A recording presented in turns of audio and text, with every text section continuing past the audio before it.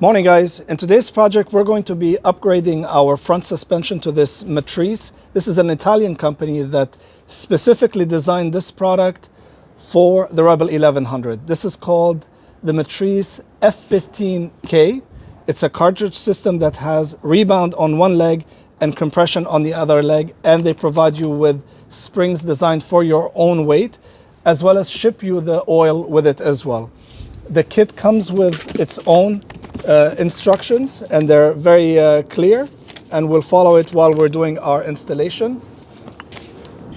The benefits of upgrading your front suspension is that with this kit, you'll be able to adjust the damping and the rebound so that you can dial it in. So it's going to give you much better performance and also comfort. So let's get started. Place the bike on a stand, and then we need to remove the caliper, we need to remove the fender, we need to remove the brake line and the ABS, as well as removing the front wheel.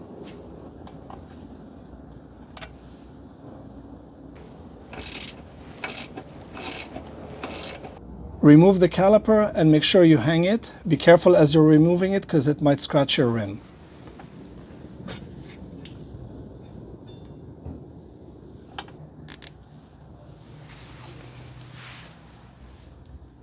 Remove the front wheel.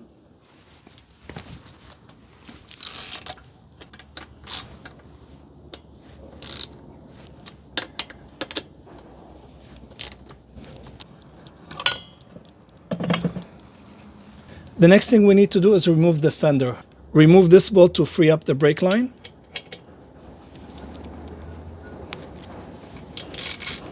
Put the bolt back in so you don't lose it, and move it out of the way so it doesn't scratch up your fender.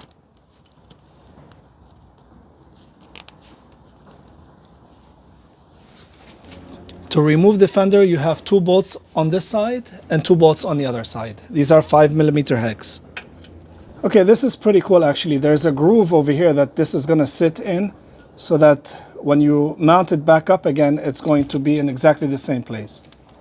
There are 2 nuts behind it to hold the bolt, so you got to remove them. 2 on this side, 2 on the other side. This is the speed sensor, so be very careful when you're removing it, okay? So this is the actual sensor itself. There's one 5mm bolt over here, and also this is the actual guide for the cable. This is also 8mm. This is a 5mm hex. Take pictures before you disassemble everything. That way when you're putting it back together, you know how to route the cable. So that's the speed sensor, and this is the actual protective cover.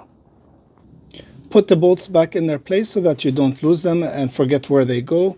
And then use a zip tie to secure the actual housing to the unit so that you don't lose it. Before removing the fork, we need to undo this pinch bolt up here, and that will allow us to break the seal up here while it's in the fork, because I don't have a vise. Now we can undo the fork cap. This is a 24mm socket.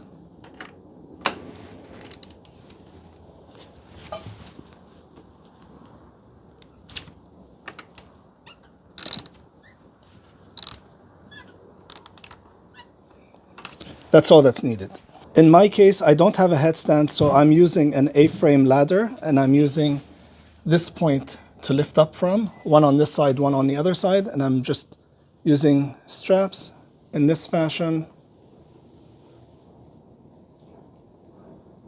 Now it's time to take the bike off the stand and let the hoist do its thing.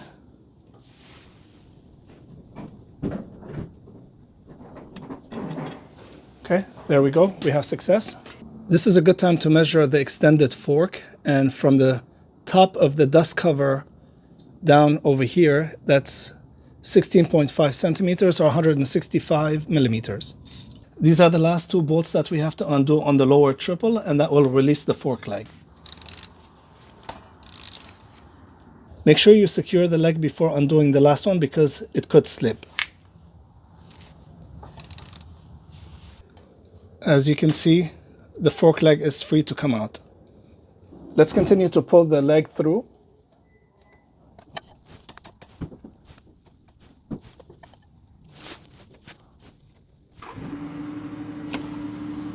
There it is. The first thing we're going to do is loosen the bolt at the bottom of the fork. Let me show you a close-up. Do you see it on the inside? That's a 6mm bolt. Since we're going to be taking the fork apart, it's a best practice to change the fork seals at the same time. So I'm going to go ahead and do that. Make sure you get new washers, and I have these new bolts just in case. First thing to do is to loosen the bottom bolt. With the fork cap still on, now it's time to do the bottom bolt. So secure the leg like this and apply quick force to release it. Just like that. Do not undo it all because you don't want the oil to start to leak out. So make sure you have a lot of rags. After 3 years of ownership, this is the wear that you'll see on it. My bike has over 26,000 miles on it. It's time to take the fork cap off. Make sure before you remove it off the bike to take out all the preload, because you don't want the spring on the inside to be under a lot of pressure, okay? So there's a lot of pressure pushing up.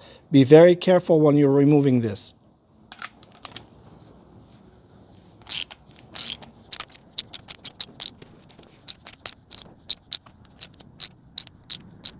Apply downward pressure as you are unscrewing. That way when it comes out, you're holding it down.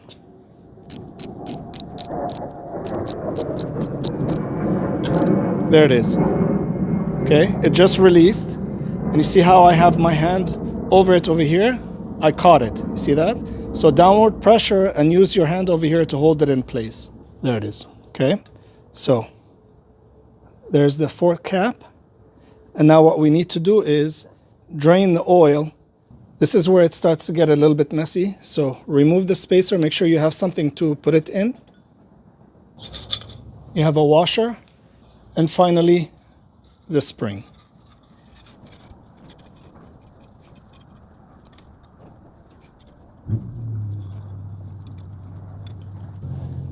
Let's drain the oil.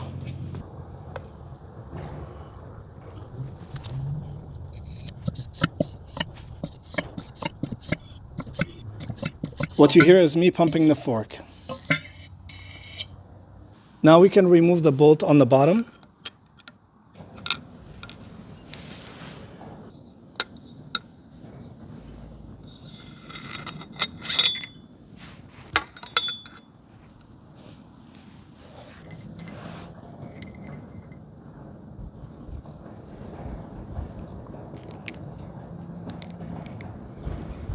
The washer was kind of jammed in there, so I had to use a little pick to pull it out. Just be careful not to damage the threads.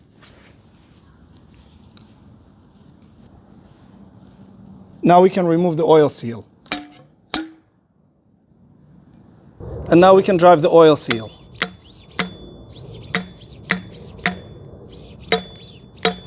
Right there. Do you hear how that noise changed? It's time to install the new cartridge. The right leg is where the rebound goes, the blue one, okay? You need to retrieve this from the old fork as well as this, okay? So this is gonna go in right here. And then this goes in just like that. We need to remove the fork cap.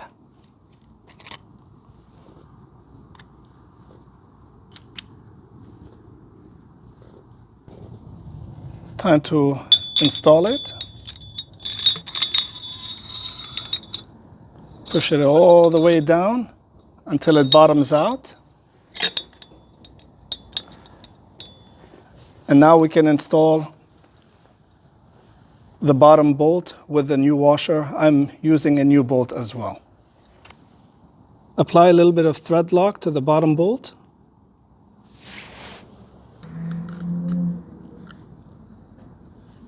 Torque it to 15 foot-pounds. There we go.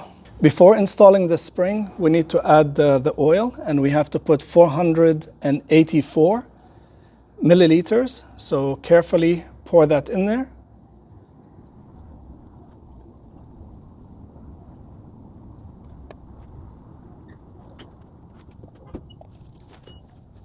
Do you see the level? And now we have to pump.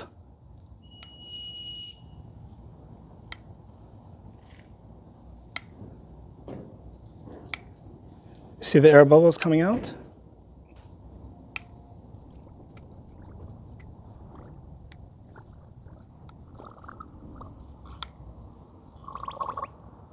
The manual states that the air gap needs to be 160 millimeters, so I'm using this tool to verify.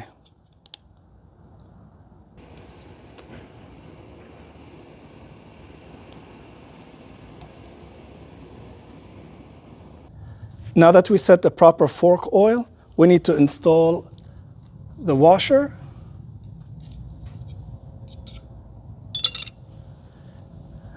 the spring,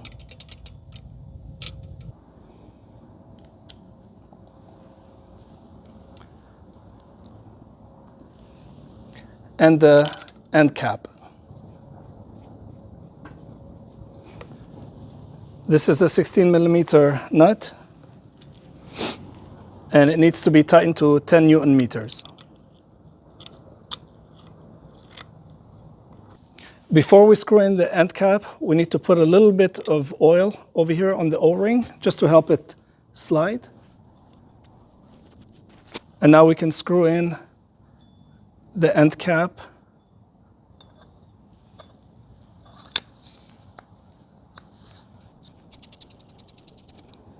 This is a 32 millimeter nut, and we need to tighten this to 16 foot-pounds. Of course, we're not going to be able to do it here. We'll do it on the bike after we secure it. Right there is the maximum. I'm going to reinstall this, do the second fork, and then we'll go out to test out the new suspension. All right, so I've put about 45 miles on the bike so far, testing out the new suspension, and all I can tell you guys, it's the foundation, man, the foundation. So this lays the foundation, and as long as this foundation is solid, the bike feels amazing. So the suspension, the way that you guys need to have it set up is, you want the suspension to work in tandem. You want it to work together. Watch this now, okay? So you want both the front and the rear to actually drop and then come back up and settle. You don't want this yo-yo effect, if you know what I mean. So this is what the new suspension has done. The new Matris suspension, the F15K, is freaking awesome. It feels great. Right now, it's on the stiffer side, and I need to slow down the rebound a little bit. Like I was saying, so the suspension needs to be synchronized, basically. So the rear and the front need to work in tandem, okay? So you can't have the front too stiff, or vice versa. You can't have the rear too stiff, okay? So what's important is to have the damping also working in tandem together. So you don't want the front's compression to be too slow relative to the rear. So you want the bike to actually sync together, both front and rear. You don't want the front to sync and then the rear, you know what I mean, or vice versa. So it's important that they're synchronized and work together. And right now my bike feels like a freaking machine, man. It is unreal. When I was riding up over here, actually, I was thinking to myself how happy it makes me feel when I get on the bike. It's unreal. It's just, every time I get on it, I fall in love all over again, man. And just look at this amazing, beautiful city that we're in. Wow.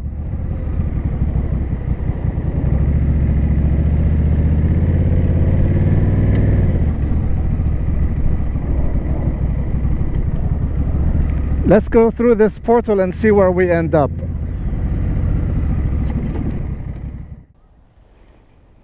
Pretty cool portal, right? You guys should try it.